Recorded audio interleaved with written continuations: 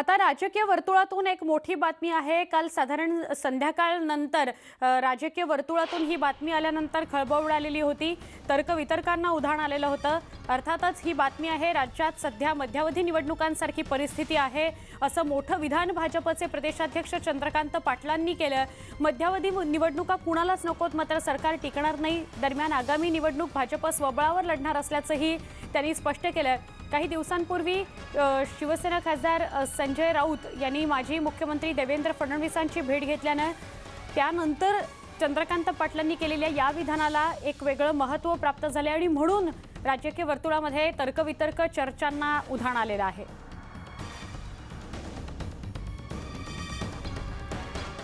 कोणाला मध्यावधी निवडणुका हव्या असतात? कारण एक निवडणूक लढणं हे पक्षालाही आणि त्या उमेदवारालाही इतकं अवघड असतं आणि केवळ पैसे खर्च एवढ्या दृष्टीने नाही, बाकी खूप आहे ना। खूप वेळ जातो, अनिश्चितता राहते। आज निवडून आलेले आहेत, आमदार आहेत, उद्या असतील याची काही गॅरंटी नाही। मध्यावधी निवडणुका कोणालाच नको आहेत, पण अस्थिरतेमधून सोल्युशन काय हे पण लक्षात येत नाही।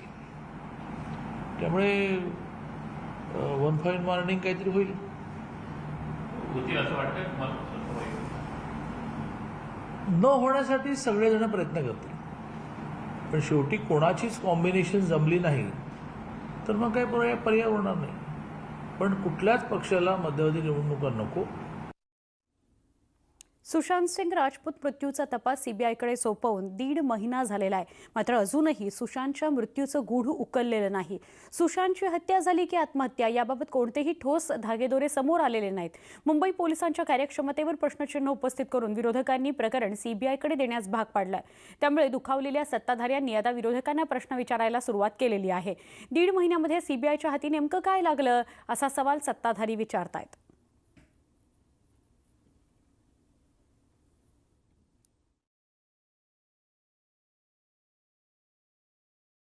ऐसा है, करीबन 1.5 महीने के करीब हो गया है ये पूरा सीबीआई को हैंड ओवर करने के बाद। अब 1.5 महीने के बाद अभी उनकी जांच कहाँ तक आई है, बड़े बेसब्री से हम उनका इंतजार कर रहे हैं। महाराष्ट्र पुलिस, मुंबई पुलिस बड़े प्रोफेशनली और बहुत अच्छी तरीके से कर रही थी, और उसके बाद में एकाएक ये पूरी जांच सीबीआई को दी है। हम भी बड़े बेसब्री से इंतजार कर रहे हैं कि सीबीआई का फाइंडिंग क्या है। ज्या वेळेला आम्ही म्हणत होतो की ते बदनाम करतायत महाराष्ट्र पोलिसांना, ज्यावेळेला शिवसेना महाराष्ट्र पोलिसांवरती विश्वास दाखवत होती त्यावेळेला सगळ्यांनी सीबीआयला उचलून धरलं। आता विचारा प्रश्न त्यांना की त्यांची कृती योग्य होती का ते त्यांचे स्पॉन्सर्ड होते। दरम्यान रिपाई अध्यक्ष रामदास आठवलेंनी सीबीआयच्या तपासाबाबत नेमकं काय म्हटले तेही बघूयात।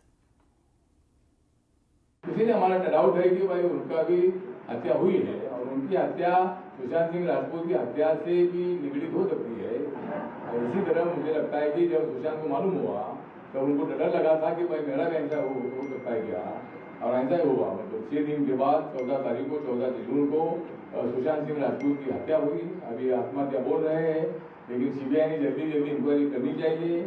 और जो फिल्म एक्टर और एक्ट्रेस है जो ड्रग ले रहे, अभी मतलब एनसीबी की इंक्वायरी बहुत ज़्यादा चलने दो, लेकिन सुशांत के मर्डर की या सुशांत की आत्महत्या की जो इंक्वायरी है ये सीबीआई ने जल्दी पूरी करनी चाहिए, ऐसा हमारा कहना है।